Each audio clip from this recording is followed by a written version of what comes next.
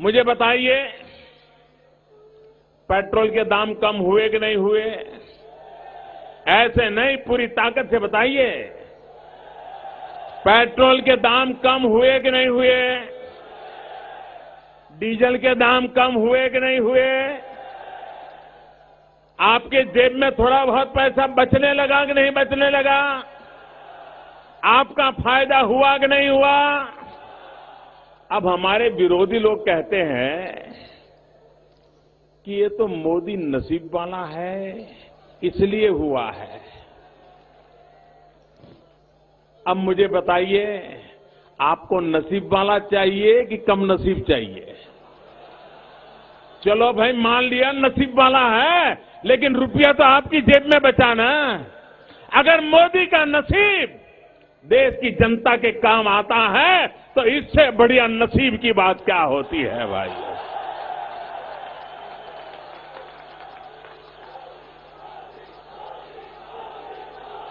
ये देश का दुर्भाग्य रहा।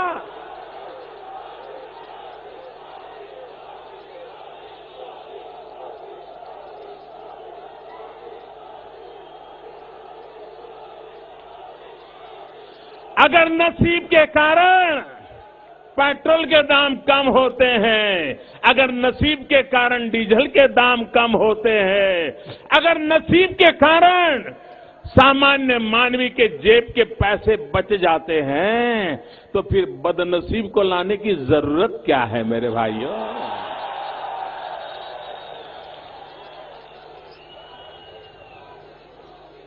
अच्छा, हमारे कांग्रेस के मित्रों को और हमारे विरोधियों को इस बात का भी दर्द हो रहा है कि मोदी नसीब वाला है। अरे नसीब वाला मोदी नहीं है, 125 करोड़ देशवासियों के हाथ जिसके सर पर हो, उससे बड़ा नसीब नहीं होता है भाइयों। उससे बढ़कर के कोई नसीब नहीं होता है। जहां 125 करोड़ देशवासियों के आशीर्वाद जिसके सर पर रहे, उससे बड़ा देश का कोई नसीब नहीं होता है भाइयों। और इसलिए हर सफलता में झूठ के सहारे नई नई बातें बताते रहना और देश को गुमराह करने का प्रयास होना। भाइयों बहनों, हमारे देश में जो सामर्थ्य है, क्या ये सामर्थ्य मोदी प्रधानमंत्री बनने के बाद आया क्या? पहले सामर्थ्य था कि नहीं था भाई? देश के 125 करोड़ में ताकत ठीक नहीं थी? देश के नौजवान में ताकत ठीक नहीं थी? देश के किसानों में ताकत ठीक नहीं थी? देश की माताओं बहनों में ताकत ठीक नहीं थी?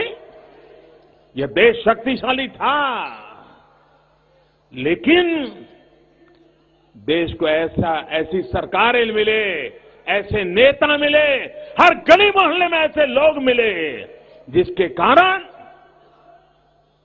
देश की पहचान नहीं बन पाई, देश की ताकत का दुनिया को एहसास नहीं हो पाया। आज भाइयों बहनों, मैं 125 करोड़ देशवासियों की ताकत के सहारे खड़ा हूं और इसलिए दुनिया के किसी भी मेहरबान से बात करता हूं, आंख में आंख मिला के बात करता हूं। दुनिया की कितनी बड़ी ताकत क्यों न हो भाइयों, मैं बराबरी का व्यवहार करता हूं। और मुझे, जब मैं लोकसभा का चुनाव लड़ रहा था, तो मेरा मखौल उड़ाया जाता था, मजाक उड़ाई जाती थी। ये मोदी को गुजरात के बाहर कौन जानता है, कौन पहचानता है? जब हिंदुस्तान भर में मैं घूमने लग गया, लोगों से मिलने लग गया, चुनावी रैलियां एक के बाद एक होने लगी, तो फिर उन्होंने शुरू किया, लेकिन दुनिया में कौन पहचानता है? विदेश नीति का क्या होगा? इनको विदेश नीति का एबीसीडी भी मालूम नहीं है। यही होता रहा। भाइयों बहनों, जिसे देश की नीतियां मालूम होती है ना, उसके लिए विदेश नीति कठिन नहीं होती है दोस्तों।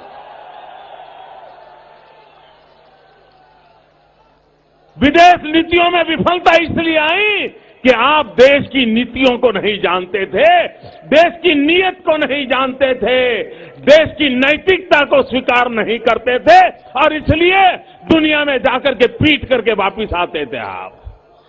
हम दुनिया में जाते हैं, हम जब दुनिया में जाते हैं, दुनिया के लोगों को मिलते हैं, तो मोदी के रूप में नहीं मिलते हैं।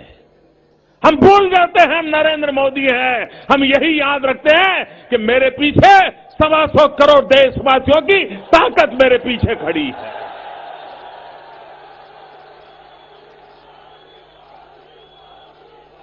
यही ताकत होती है